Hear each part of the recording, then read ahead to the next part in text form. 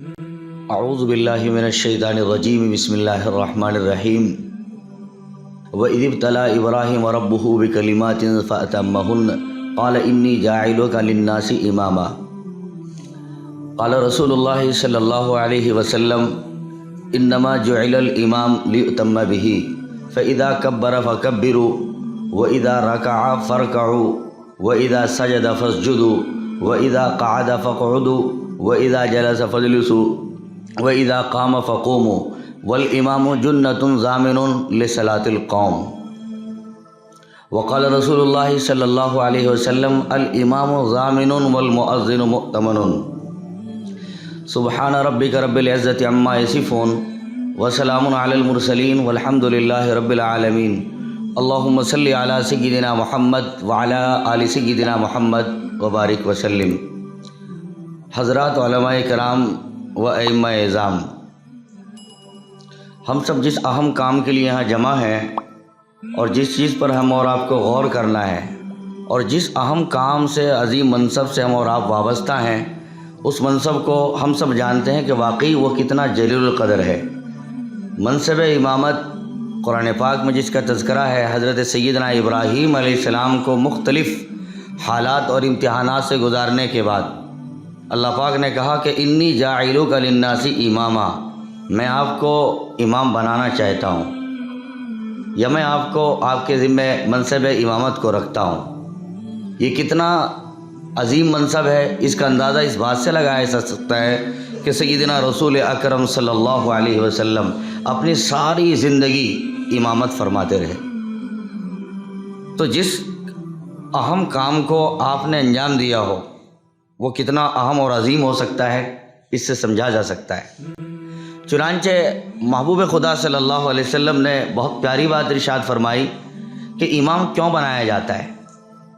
انما جعل الامام لیؤتم به، امام اس لیے بنایا جاتا ہے تاکہ اس کی اتباع اور اقتداء کی جائے۔ فاذا کبر فکبروا، وہ تکبیر کہے تو اس کی اقتداء میں جو لوگ ہیں وہ بھی تکبیر کہیں، وہ جب رکوع کرے تو جو لوگ پیچھے ہیں وہ بھی رکوع کریں، وہ جب سجدے میں جائے تو وہ بھی سجدے میں جائیں۔ اور فرمایا کہ والامام جنۃ ضامن لصلاۃ القوم، امام تو پوری قوم کی نمازوں کا ذمہ دار ہے۔ تو کتنا اہم اور کتنا عظیم منصب ہے۔ ایک حدیث مبارک میں ارشاد فرمایا محبوب صلی اللہ علیہ وسلم نے کہ الامام ضامن، امام ضامن ہے اور مؤذن اس اہم مقصد کو اور امانت کو سنبھالنے والا ہے۔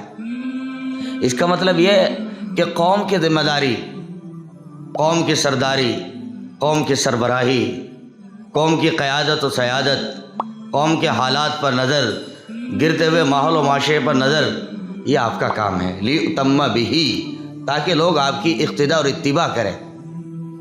اور آج بھی اس گئے گزرے دور میں منصب امامت کا ایک منصب ہے، ایک مقام ہے، ایک امتیاز ہے۔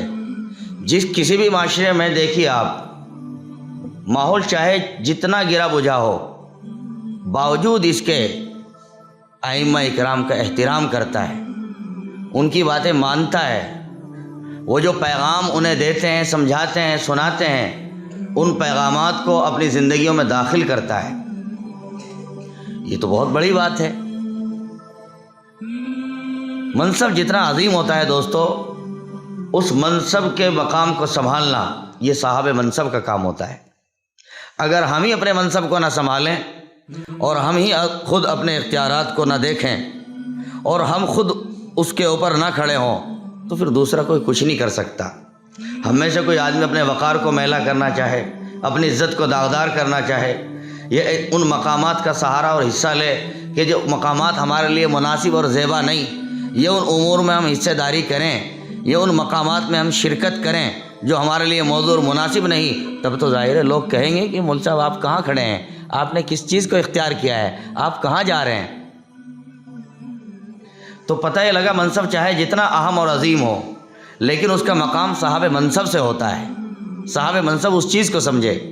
تو اسی پارٹ کی ایک سب سے پہلی بات وہ ہے اخلاص۔ اخلاص کسی بھی چیز کے لیے بنیادی پتھر ہوتا ہے، اور یہ میرا آپ کا اخلاص ہے۔ بھئی نماز تو پڑھنی ہے، اپنی ذاتی خود بھی پڑھنی ہے، اگر ہم کہیں امام نہ ہو کہیے نماز تو 5 وقتہ پھر بھی ادا کرنی ہے. کتنا اچھا ہو کہ ہم یہ بھی نیت کر لیں بھی اپنی تو پڑھنی ہی ہے, کسی اور کو پڑھا دیں گے تو اپنا بھی ثواب اور اس کا بھی ثواب ہمارے حصے میں آئے گا, اور اس کے ثواب میں سے کچھ کمی واقع ہونے والی نہیں. یہ اخلاص ہے. اللہ کی رضا کے لیے کام کرنا, اللہ کی رضا کے لیے خدمت کرنا, یہ اخلاص ہے. یہ سب سے پہلا فریضہ ہے. دوسرا فریضہ, اخلاص اگر ہوتا ہے تو یقیناً وہ ظاہر و باطن سے واضح ہوتا ہے, اور اس کا فرق انسان کے ظاہر و باطن پہ پڑتا ہے. اخلاص تو اخلاص ہوتا ہے.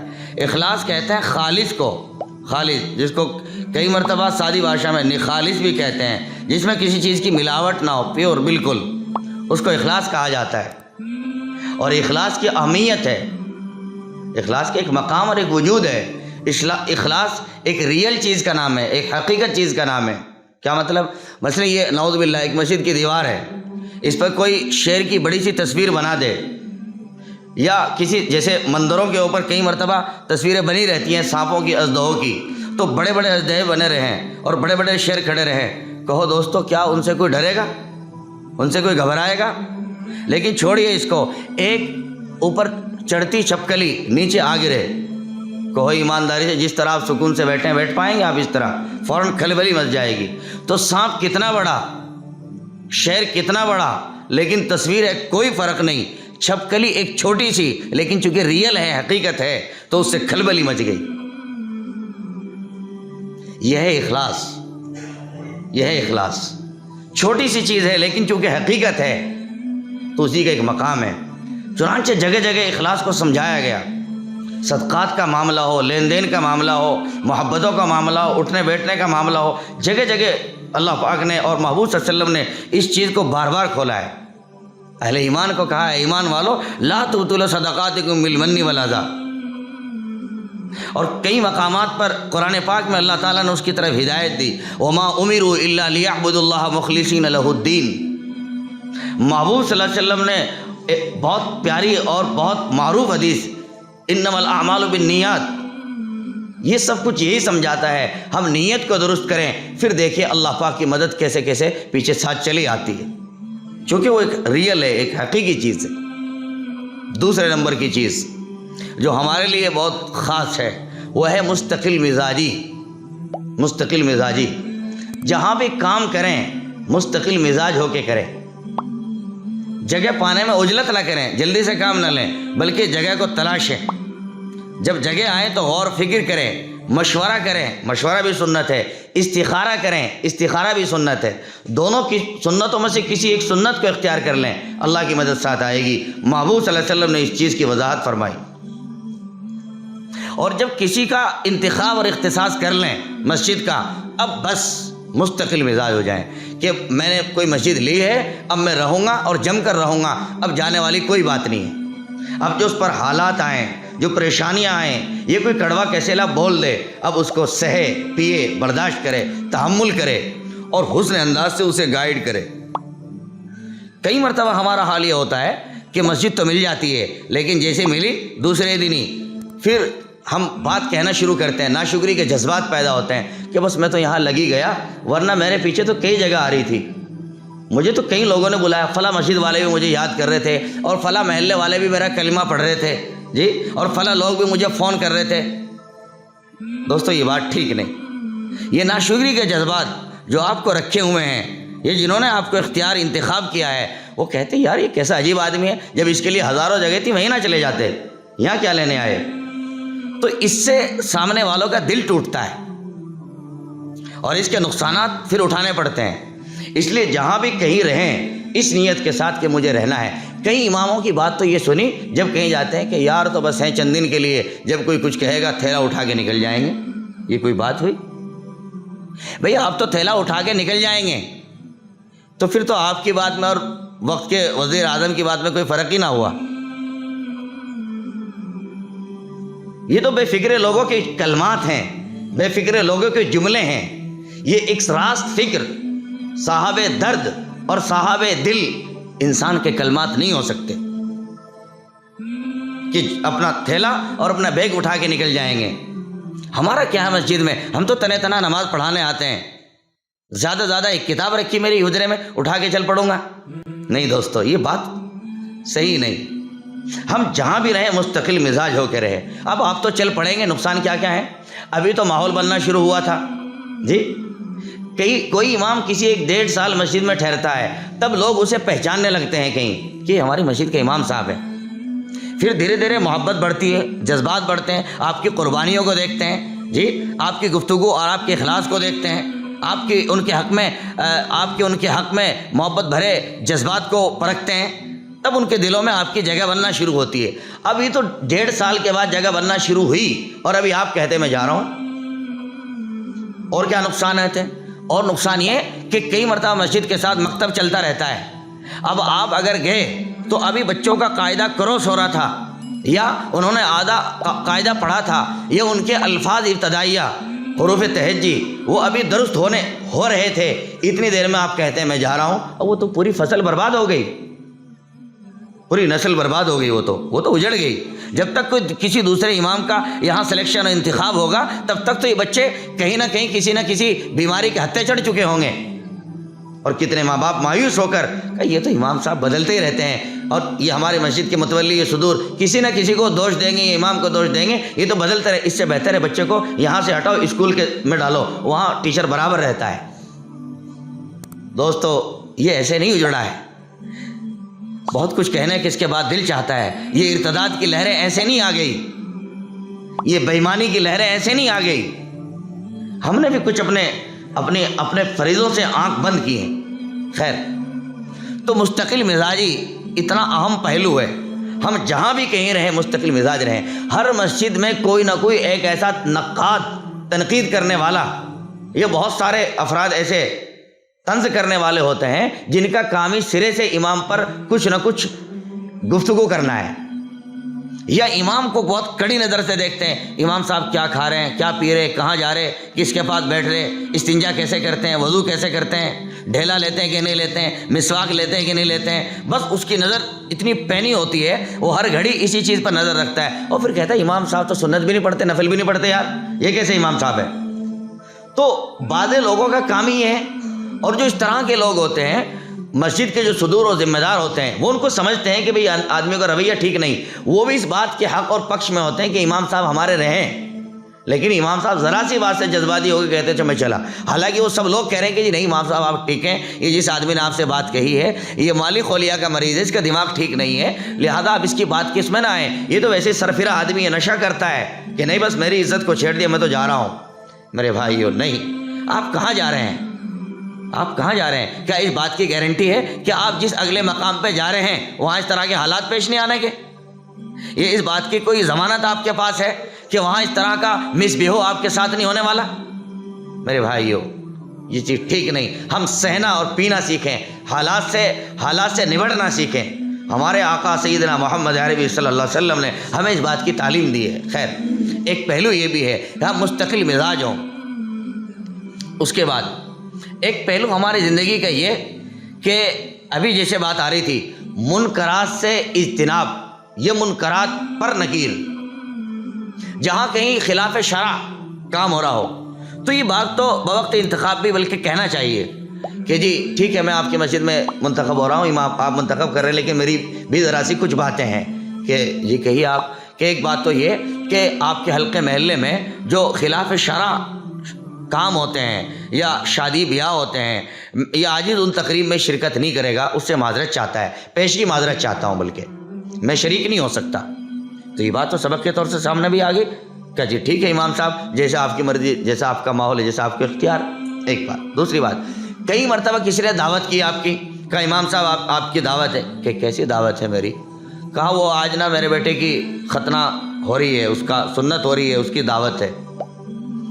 تو اب آپ کا فریضہ بیٹھتا ہے کچھ، وہ یہ کہ آپ پہلے دیکھیں آنے والا شخص کون ہے، اس کو پرکھیں ایک نظر میں، اور پرکھنے کے بعد آپ فیصلے میں بھائی جان واہ جی خوش ہو گیا، دعوت کا آپ نے پیغام دیا ہے، بھئی دعوت قبول کرنا تو سنت ہے، لیکن ذرا سی بات کہنا چاہتا ہوں اگر آپ کو تکلیف نہ ہو، کہ نہیں کہیے آپ امام صاحب ہمارے امام صاحب ہیں، آپ نہیں کہیں گے تو کون کہے گا؟ کہ بھائی جان کہنے کی بات یہ جو ختنہ پر آپ دعوت کر رہے ہیں یہ محبوب صلی اللہ علیہ وسلم کی سنتوں میں سے کوئی بھی سنت نہیں ہے۔ محبوب صلی اللہ علیہ وسلم کی سنتوں میں سے اس کا کہیں کوئی تذکرہ آج تک نہیں آیا، بلکہ اس کا مطلب یہ تو یہ رسم ہے، یہ بدعت ہے۔ اور اب بھائی جان آپ یہ صحیح نہیں کر رہے۔ میری رائے تو یہ ہے اگر مشن پھیلانا ہو آپ اسے موقوف کر دیں، اور پھر دیکھو آپ کو اللہ پاک کیسا اجر دیں گے، کیسا آپ کا مقام بڑھے گا۔ آپ ہرگز اس بات کی فکر میں نہ پڑیں، اور بلکہ یہ عاجز آپ کی جانب سے آنے والے جمعہ کو اپنی گفتگو میں انشاءاللہ تعالی اس پر گفتگو کرے گا کہ بھئی یہ جو سنت ہے، یہ سنت جس کو سنت سمجھ رہے ہیں، سنت کے موقع سے آپ ختنہ کے موقع سے مستقل ایک رسم ہے اور بدعت ہے، یہ غلط ہے، یہ رواج بنتا جا رہا ہے۔ چنانچہ ہمارے ایک بستی کے ایک دوست کرنے والے تھے، عاجز نے ان کو سمجھایا، انہوں نے اللہ کی رضا کی خاطر میری بات کو قبول فرمایا، اور اللہ کا شکر ہے وہ مان گئے، فلاح صاحب ہیں۔ میں سمجھتا ہوں کہ انشاءاللہ تعالی آپ بھی آنے والے دنوں میں اگر اس طرح کا کوئی پہلو ہوگا، ایسی دعوتوں سے آپ اجتناب کریں گے۔ چنانچہ جب آپ اس طرح محبتوں کے ساتھ اس کو سبق سمجھائیں گے تو اس کو سمجھ میں آئے گا، واہ امام صاحب کتنی اچھے لب و لہجے اسلوب میں آپ نے بات سمجھائی۔ اور ہاں ایک بات تو سنو، عقیقہ سنت ہے البتہ۔ محبوب صلی اللہ علیہ وسلم نے عقیقے کے بارے میں کہا کہ بچے کا عقیقہ کرو، تو آپ عقیقہ کر لینا، عقیقے میں دعوت کر لیں۔ کیا مٹھائی کے ڈبے تقسیم کر رہے ہیں آپ؟ 10 20 30 ہزار کے تو ڈبے بھی بیٹھ جائیں گے، کاش آپ 20 50 آدمیوں کا ایک عقیقہ کر لیں۔ عقیقے سے بچوں کے اوپر سے بلائیں بھی ہٹتے ہیں اور سفارش کا حق بھی ملتا ہے، محبوب صلی اللہ علیہ وسلم کی وضاحت موجود ہے۔ تو وہ سمجھے گا اچھا یہ بات ہے کہ جی بالکل آپ اسے اختیار کر کے دیکھیں، اور پھر دیکھو کتنا نفع ہونے والا ہے۔ اور ہاں عقیقے کی یہ بھی شرط نہیں ہے آپ 1000+ آدمی بلائیں، یہ 500 افراد بلائیں، نہیں، آپ 10 20 50 کا بھی عقیقہ کر سکتے ہیں اور اس کا ثواب ملنے والا ہے، اس لیے کہ جو آپ نے نیت صحیح کی ہے اور ارادہ صحیح بنایا ہے، اور رسم و رواج پر چاہے جتنا آپ خرچ کر دیں۔ پھر دوستو کئی مرتبہ مسنون دعوتوں کے اندر بھی بگاڑ ہے۔ کیا چیز؟ مسنون دعوت، مثلا ولیمہ سنت ہے، ولیمہ ایک سنت ہے، محبوب صلی اللہ علیہ وسلم نے فرمایا بھی ولیمہ کرو ولو بشات، چاہے ایک بکری کیوں نہ ہو، تو ولیمہ سنت ہے جی، عقیقہ سنت ہے۔ لیکن انہی چیزوں میں سنتوں میں ولیمہ جو تھا وہ سلیمہ بن گیا۔ جا کے دیکھیے کیا عجیب و غریب عورتوں کا سسٹم اور نظام، غرارے شرارے، خوشبوئیں اور لباس اور یہ وہ بالکل وہاں جانا ہی ایسا لگ رہا ہے جیسے بالکل ہم سنیما گھر میں آ گئے ہوں۔ خود شرم آتی ہے، ایسا جی چاہتا ہے کہ زمین ہمیں کھا لے۔ تو وہ ولیمہ کہاں، وہ تو سلیمہ بن گیا۔ محبوب صلی اللہ علیہ وسلم کو معلوم ہوتا ایسا مستقبل میں ولیمہ ہونے والا ہے، تو آپ اسی دن کہتے کہ ایسے ولیمے کی کوئی ضرورت نہیں ہے، تو ولیمہ نہ رہا۔ عقیقے میں بھات جیسی بلائیں شروع ہو گئی، بھئی عقیقہ ہو رہا ہے منع کا، اب اس میں بھات چل رہا ہے، اور بھات کے ساتھ ساتھ بھات کی باتیں چل رہی ہیں۔ کیا مطلب؟ جو کھانے والا ہے اب وہ سمجھتا ہے کہ 150 روپے دے کے جانا اور کسی کاپی میں اس کی انٹری کرانا یہ بھی لازم اور فرض ہے، اگر نہ ہوا تو پھر تو بات ہی کیا رہی؟ یہ کس لیے؟ ریاکاری کے لیے، دکھلاوے کے لیے۔ تو پھر مزہ کہاں؟ وہ عقیقی کنڈیشن اور کی جو کیفیت ہے وہ بھی تو آپ نے بدل ڈالی، اس پہ ثواب اور مقام کہاں ملنے والا ہے؟ میرے بھائیو یہ ہمارا فریضہ ہے، ہمیں چاہیے کہ ہم اس طرح اپنے مقتدیوں کی اصلاح کریں اور محبتوں کے ساتھ ان کو راستہ دکھائیں، راستہ سمجھائیں کہ بھائی یہ کام ٹھیک نہیں ہے، اتنا سا ٹھیک ہے اور اتنا تم نے اس میں غلط کر لیا۔ ایسے شادی ہونے والی ہے، انہوں نے مڑھا لگا رکھا ہے یا اور کوئی اس طرح کی بلا ہے، اب وہ آپ کو دینے آئے۔ اب اگر آپ پہلے والے میں کہنا نا ہم نہیں جانے کی، یہ تو بالکل حرام ہے۔ اچھا مولوی صاحب حرام ہے کہ ٹھیک، اب یہ چلا جائے گا، پھر اب طاق میں رہے گا کہ امام صاحب دیکھو کسی اور کے گھر تو نہیں جاتے۔ اگر کبھی بھولے سے کسی نے کہا امام صاحب آپ کی دعوت ہے، کہا ٹھیک، کیا دعوت؟ کہ اور بہت سارے مہمان آ رہے۔ اب آپ نے اتنی بات پوچھی اور آپ چلے گئے، اور جانے کے بعد پتہ لگا مڑھے کی دعوت تھی، بلکہ جانے کے بعد بھی آپ کو خبر کانوں کان نہیں ہے۔ آپ آگے اب یہی مقتدی ایک جوش و جذبے میں کھڑا ہوگا، ہاں جی امام صاحب میرے ساتھ بے انصافی کی گئی، ہم نے دعوت کی، ہماری کیا دعوت حرام تھی، آپ نے ہمیں منع کر دیا، اور وہ ہمارے یہاں مڑھا تھا اور فلاں کے یہاں اچھا چڑھا کے آیا مڑھا، ایسے بھونڈے جملوں میں کہے گا۔ اس سے کیا ہوگا؟ امام صاحب تیش اور جذبات میں آئیں گے اور ایک حلہ مچے گا، یہی ایک فتنہ فساد کی جڑ بنے گی، اور نتیجہ یہ کہ امامت سے دستبرداری ہوگی، اور پھر پتہ نہیں پیچھے کیا کیا ہوگا۔ اور حالانکہ غلطی نہ اس بیچارے کی نہ امام صاحب کی، امام صاحب کو تو بیچاروں کو پتہ بھی نہیں ہے کس طرح کی تقریب کا سسٹم ہے، لہذا جب وہ اس طرح کے پہلو کا آئے تو پہلے وہلے میں ایک دم سے اسے حرام کا جھٹکا نہ دو، اور ہم سمجھتے بھی ہیں کہ یہ حرام ہے کہ نہیں، ہم اس کی کیفیت بھی سمجھتے ہیں، اللہ کا شکر ہے سب کے سب اکثر علماء ہیں، یہ مسائل سے واقف کار لوگ ہیں کہ اس کا مقام کیا ہے۔ انہیں کہیں بھائی جان واہ، دعوت آپ لے کر کے آئے، بہت اچھی بات ہے، لیکن چونکہ مڈھے کی دعوت ہے میں شریک تو ہو جاؤں گا، لیکن میرے کندھوں پر چونکہ بہت سارا امت کا بوجھ ہے، ذمہ داری ہے، اور چونکہ مجھے تو مستقل یہ پیغام امت کو سمجھانا ہے کہ بھئی مڈھا چھوڑو، مڈھا ٹھیک نہیں ہے، یہ ایک رسم والی بات ہے، اور اس کا کھانے میں یہ شرکت یہ بھی اچھی بات نہیں، یہ مکروہ ہے، لہذا یہ غیر مناسب ہے۔ بھائی جان میں تو معذرت چاہتا ہوں آپ سے، انشاءاللہ کسی اور موقع سے آؤں گا، اس موقع سے تو آپ کھلا لیں اپنے نیئر ڈیئر کو، مجھے معاف کر دیں، کسی اور موقع سے آؤں گا، یہ ٹھیک نہیں۔ ایک بات پھر وہ کہہ کہ نہیں امام صاحب بس اب تو غلطی ہو گئی مجھ سے، مجھے پتہ نہیں تھا، آج آپ نے بتا دیا کہ یہ مڈھا ٹھیک نہیں، ہوتے سمجھتے تھے۔ وہ ہمارے برابر میں رہنے والے حاجی رفاقت صاحب انہوں نے بھی دیا، حاجی صداقت صاحب انہوں نے بھی دیا، جی حاجی عمران صاحب انہوں نے بہت سارے نام گنوا دیے کہ اس لیے ہم نے بھی کر لیا۔ اب پتہ ہی لگا کہ یہ آدمی واقعی اتنا بھولا ہے، شریعت کے بارے میں یہ مڈھا اور اس کے بارے میں اسے کچھ پتہ نہیں ہے، یہ سمپل سادہ آدمی ہے۔ اب امام صاحب کو چاہیے کہ ٹھیک ہے جب بھائی جان آپ کو پتہ نہیں ہے کہ واقعی امام صاحب مجھے پتہ نہیں، آج پتہ لگ گیا، انشاءاللہ آئندہ دنوں میں کبھی ایسا نہیں کرنے کا، آج کان پکڑتا ہوں، آج وعدہ اور ارادہ کرتا ہوں۔ اب امام صاحب کو چاہیے بہت خوشی کے ساتھ اچھے سے کپڑے بدل کے اور خوشبو سے لگا کے اب ٹناٹن ہو کے فٹافٹ جائے۔ کیوں؟ ایک آدمی غلط راہ سے توبہ کر رہا ہے، بچ رہا ہے، اور مستقبل کا ارادہ ستھرا کر رہا ہے۔ اب ایسے موقع پر پھر جانا چاہیے، اس لیے پہلے درجے میں حرام کا ایک لفظ لگا کر اور تڑا تڑ منہ بنا کر چھوڑ دینا نہیں چاہیے۔ خیر وقت بہت گزر رہا ہے، بات کو اور نزدیک لگاتا ہوں۔ انہی ساری ذمہ داریوں میں سے ہماری ایک ذمہ داری تسویۃ الصفوف کی ہے۔ تسویۃ الصفوف کیا ہے؟ صفوں کی برابری۔ اللہ کے محبوب صلی اللہ تعالی وسلم کے یہاں کتنا بڑا مقام اس کا تھا۔ بخاری شریف کی روایت ہے، حدثنا انس بن مالک قال اقیمت الصلاۃ فاقبل علینا رسول اللہ صلی اللہ علیہ وسلم بوجہہ۔ اقامت ہو گئی، لوگ کھڑے ہو گئے اور محبوب صلی اللہ علیہ وسلم صحابہ کی طرف متوجہ ہوئے، اور متوجہ ہو کر محبوب صلی اللہ علیہ وسلم نے فرمایا، امت کو کہا کہ سو صفوفکم، اپنی صفوں کو برابر کرو، اپنی صفوں کا اعتدال کرو، انی اراکم من وراء ظہری، میں تمہیں دیکھتا ہوں پشت کے پیچھے سے بھی۔ خیر تو محبوب صلی اللہ علیہ وسلم نے یہ کام کیا، اور کئی مقامات پر ایسا بھی ہے محبوب صلی اللہ علیہ وسلم نے جو آگے بڑھے اور باضابطہ چھڑی کے ذریعے ان کو سیدھا کیا۔ آج ہمارا حال ہی، اور اس سے زیادہ آپ سمجھیے حرم شریف میں، حرمین شریف میں، مکہ و مدینہ، ہر جگہ ہر نماز میں یہ اعلان سو صفوفکم واعتدلوا سدوا الخلل، اس جیسے اعلان برابر ہوتے ہیں۔ ہمارا حال یہ کہ ایک مرتبہ بھی ہم کبھی یہ کہنے کو تیار نہیں، اے لوگوں سب برابر کرو، اور دیکھنے کو بھی تیار نہیں، حالانکہ اس کے نقصانات کے بارے میں بھی محبوب صلی اللہ علیہ وسلم نے امت کو سمجھایا۔ اگر صفیں برابر رہیں گی فلا یخالفن اللہ، کہیں ایسا نہ ہو کہ اللہ پاک تمہارے چہرے کو ایک دوسرے سے دیگر کو کر دے، یعنی آپس میں اختلاف ہو جائے۔ چنانچہ اس کے اثرات دیکھنے کو بھی مل رہے ہیں کہ امت آج ایک دوسرے سے جھگڑ رہی ہے، اختلاف پہ کھڑی ہوئی ہے۔ صفیں ہماری جو ٹیڑھی ہیں، ایک آدمی کی آگے ایک آدمی کے پیچھے، تو انہیں یہ بات ہر نماز میں کہنا چاہیے بھائی صفوں کو برابر کریں، اور کبھی جمعہ کے خاص خطاب میں کہنا بھی چاہیے صفوں کی برابری بہت ضروری ہے۔ محبوب صلی اللہ علیہ وسلم کی حدیث موجود ہے، اور محبوب صلی اللہ علیہ وسلم نے برابر صفیں کرائی ہیں، اور بعد میں خلفاء جو ہوئے انہوں نے بھی صفوں کو برابر کرایا ہے، لہذا اے لوگوں سب برابر کرو۔ اور سب برابری کا طریقہ یہ کہ اپنی ایڑی کو آخری سطر پر رکھو، کنارے پر رکھو، اس لیے کہ پیر کسی کے بڑے اور کسی کے چھوٹے ہیں، آگے سے برابری نہیں ہو سکتی بلکہ ایڑیوں سے برابری ہوگی۔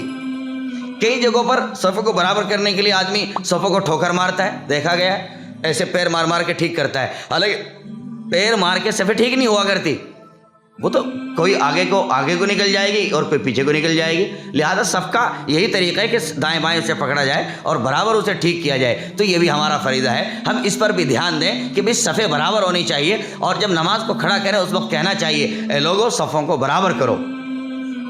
کئی جگہ اس کا اہتمام کرتے ہیں جمعہ کے دن، لیکن ایک بات اور زائد بھی کہتے ہیں، وہ کیا کہ اے لوگوں موبائل بھی بند کرو۔ ٹھیک ہے، بات غلط تو نہیں، بات تو ٹھیک ہے، لیکن برابر کہنا اور مستقل کہنا، تو چونکہ صفوں کی برابری کا اعلان تو محبوب صلی اللہ علیہ وسلم کی ذات سے ثابت ہے، لیکن اس چیز کا اعلان تو محبوب کی ذات سے ثابت نہیں ہے، یہ تو لوگوں کو خود بھی سوچنے کا ہے۔ ہاں البتہ کبھی کبھی متنبع کر دینے کا ہے کہ بھائی برابر نمازوں میں موبائل بجتا ہے، بہت غیر مناسب بات ہے۔ آپ جس اہم کام کے لیے آئے، آپ کو تو مسجد میں انٹر ہوتے ہی فوراً یہ کام کر لینا چاہیے۔ خیر انہی باتوں میں سے ایک بات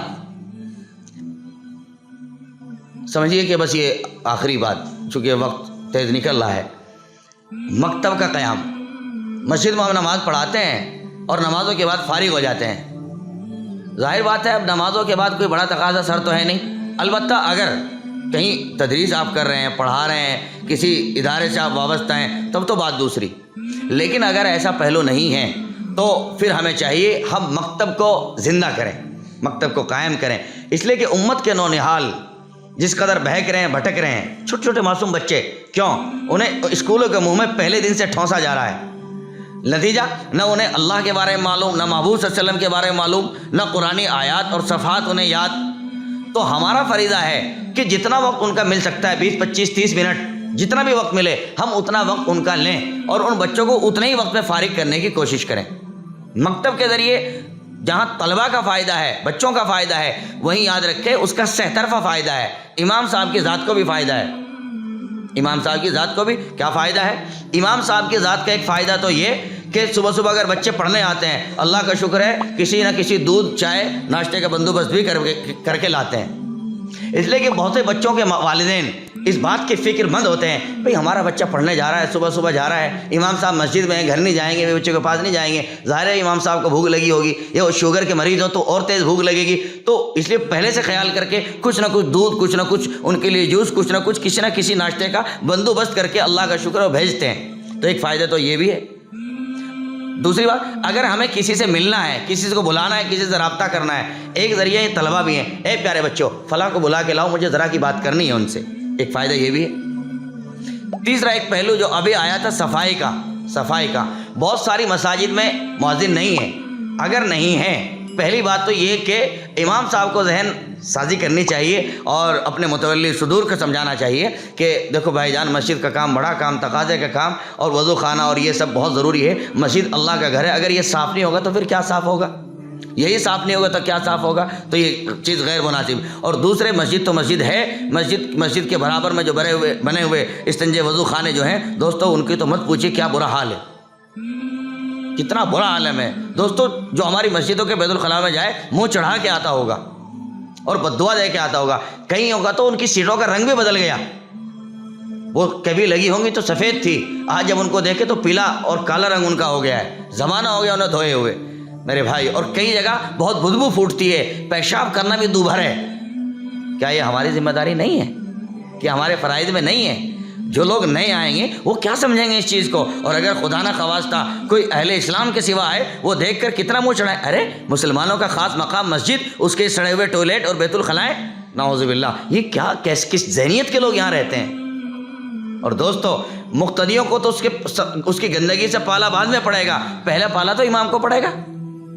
اگر کسی گندگی کے ڈھیر سے بیماری پھیلتی ہے تو پہلا صاحب کا امام کا پڑے گا۔ تو اس لیے ذہن سازی کرنا چاہیے، لیکن اگر اس کے باوجود بھی وہاں صدور یا وہ کمیٹی بہت زیادہ سست ہے، یہ فکر مند نہیں ہے، یا انہیں خرچ کرنے کا شوق نہیں، اس کا اپوزٹ میں نہیں کہتا کہ وہ بخیل ہیں، بخل ان کے اندر ہے، کہ ان کے اندر ایسا جذبہ نہیں ہے، تو کم از کم آپ کے کہنے سننے کی برکت کے اندر ایک ہمت پیدا ہوگی، ان میں حوصلہ پیدا ہوگا۔ نہیں بھی ہے، اگر آپ کے پاس مکتب میں بازو میں آپ کے ساتھ مکتب کا جوڑ ہے اور بچے آپ کے پڑھتے ہیں، تو یہ عاجز نہیں کہتا آپ خود صفائی کریں، نہیں، آپ انہی بچوں کو کہیں بیٹا آج آپ کی ذمہ داری صاف کی ہے، کل آپ کی ذمہ داری ہے، پرسوں آپ کی، تو جو بچے پڑھنے آتے ہیں ان سے سہولت مسجد کے صفائی کا کام بھی لیا جا سکتا ہے۔ اتنے سارے فائدے بھی ہیں۔ آخری بات، بہت مرتبہ دعوتیں ہوتی ہیں علاقے میں اور جانا بھی پڑتا ہے، اور پتہ لگا آپ کی بھی دعوت اور شہر کے جو بڑے علماء ہیں ان کی بھی دعوت، جو آپ کے استاد لگتے ہیں، ہوتا ہے بہت مرتبہ ایسا۔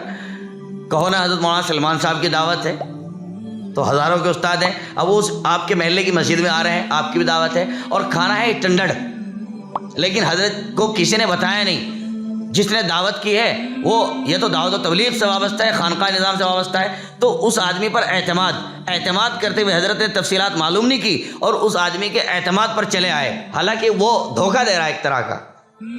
تو جب وہاں پہنچے تو دیکھا اوہ یہ تو اسٹینڈرڈ، اب تکلیف۔ تو ہر موقع ایسا بھی نہیں ہوتا کہ آدمی منہ چڑھائے اور بھاگ پڑے، کوئی موقع ایسا بھی ہوتا ہے کہ موقع کو سمجھ کر، مثلا وہ شخص بہت دور نکلے ہوئے ہیں بے ایمانی میں، دھوکے داری میں، یا علماء سے کٹنے میں، مدارس مساجد سے کٹنے میں، اگر ان کو جوڑنا مقصد ہے تو پھر تو کئی مرتبہ کسی کو نہر کے بیچ سے نکالنے کے لیے کپڑے اتار کے خود ڈبکی لگانی پڑتی ہے، اور وہ خود موقع بتاتا ہے کہ موقع کیا کہتا ہے آج، کئی مرتبہ منہ چڑھا کے کام چلتا ہے، منہ پھیر کے کام چلتا ہے، اور کئی مرتبہ کھا کے کام چلتا ہے۔ تو خیر چلے گئے اور بہت اندر چلے گئے، اب نکلنا بھی بہت مشکل، کیسے نکلیں؟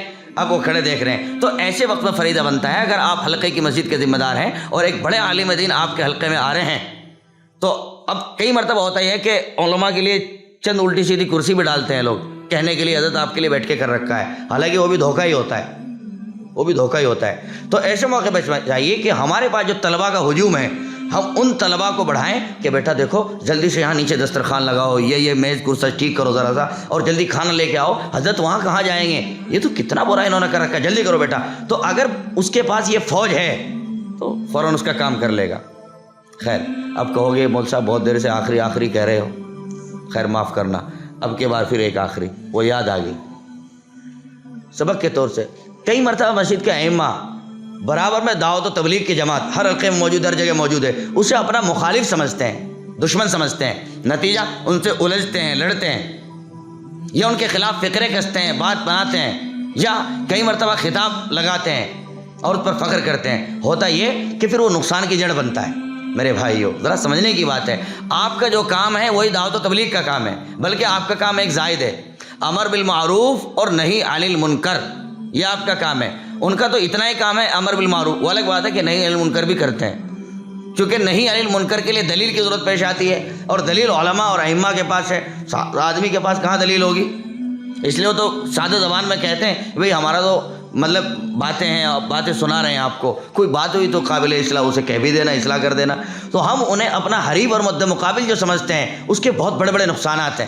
کاش ہم انہیں اپنا رفیق سمجھیں، اپنا معین سمجھیں، اور واقعی ہے بھی وہ معین۔ یہ جماعت جو ہے نا، اگر کوئی سمجھنے والا ہو، یہ کمانڈو فوج کی طرح ہے، ہم اس سے زمینی استر کا کام لے سکتے ہیں، ہم زمینی سطح کا کام لے سکتے ہیں۔ کیا کیا کام ہے انشاءاللہ کبھی اللہ پاک موقع دیں گے تو اس پر پھر آگے گفتگو کریں گے کہ ان سے کیسے اور کس طرح کام لیا جا سکتا ہے۔ اب تو ابتدائی طور سے اتنی سی بات اپنے ذہنوں میں رکھنی چاہیے کہ وہ ہمارے مخالف نہیں، وہ ہمارے دشمن نہیں، انہیں دشمن نہیں سمجھنا چاہیے، بلکہ وہ آپ کے خیر خواہ ہیں، وہ مسجد کو بھرنے والے لوگ ہیں، وہ امت کو، بے نمازیوں کو دعوت دے کر انہیں نماز میں موجود کرتے ہیں، جنہیں آپ نماز پڑھاتے ہیں۔ مسجد میں اگر نمازی نہ ہو تو پھر امام کہاں سجتا ہے؟ پھر اس کے نقصانات لوگ الگ الگ سبق پڑھتے ہیں جو لاک ڈاؤن میں ہوا۔ خیر جتنی باتیں ہوئیں، اللہ پاک ان باتوں پر مجھے بھی آپ کو بھی عمل کرنے کی توفیق عطا فرمائے، اور اللہ پاک ہمیں اپنا بن کر رہنے کی توفیق عطا فرمائے، اور ہمت و استقامت کے ساتھ کام کرنے کی توفیق عطا فرمائے۔